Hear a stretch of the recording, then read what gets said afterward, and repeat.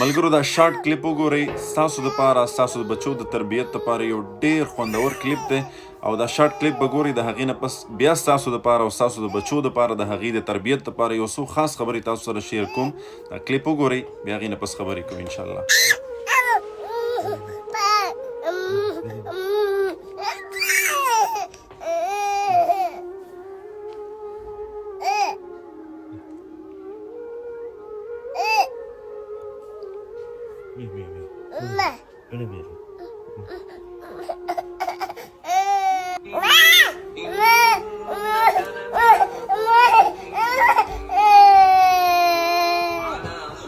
نو ملګرو دا شارټ کلیپ تاسو وکتلو چې ډېر لوی عبرت پکې مونږ او تاسو ته پروت دی.